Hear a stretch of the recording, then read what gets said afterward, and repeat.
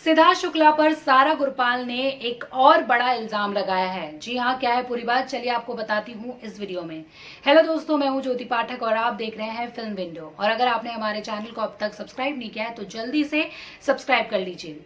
जी हाँ, big boss 14 की अगर मैं बात करूं तो शॉकिंग एविक्शन हुआ सारा गुरपाल का।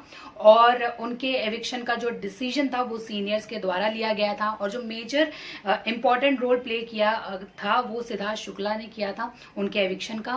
फिर उसके बाद वो घर से बाहर निकलती हैं, कई सारे इंटरव्यूज देती हैं। पहले तो उन्होंने एक बहुत बड़ा इल्जाम लगाया सिद्धार्थ शुक्ला पर कि वो पता नहीं किस बात का रिवेंज लेना चाहते थे मुझसे। उन्होंने रिवेंज लिया क्योंकि घर का कोई भी सदस्य नहीं चाहता था कि मैं घर से बाहर निकलूं, बेघर हूं, सिवाय उनके।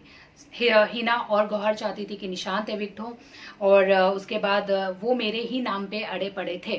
फिर उसके बाद कहती कि जनता का फैसला होना चाहिए कि किसे निकालना है किसे नहीं, और अगर सीनियर्स को रिस्पॉन्सिबिलिटी दी गई है तो उन्हें फेयर डिसीजन लेना चाहिए था। और मैं बहुत ज्यादा शॉक हूं और अपसेट हूं उनके इस डिसीजन पर। अब एक और बड़ा इल्जाम उन्होंने लगाया है सिद्धार्थ शुक्ला पर उनके रिसेंट इंटरव्यूज में। जी हाँ, मैं आपको बताना चाहूंगी कि एग्जैक्टली उन्होंने क्या कुछ कहा है सिद्धार्थ शुक्ला को लेकर।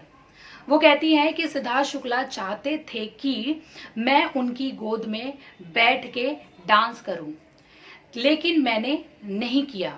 अगर वही पर्सनालिटी टास्क था तो उसमें आपको मेरी पर्सनालिटी देखनी चाहिए थी।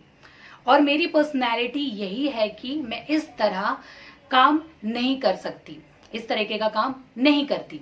यही है मेरी असली पर्सनालिटी।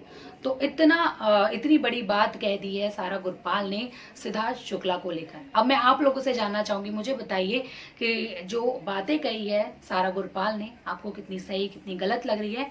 कमेंट सेक्शन में बता दीजिए और देखते रहिए फिल्म विंडो इसी तरीके की अपडेट्स के लिए।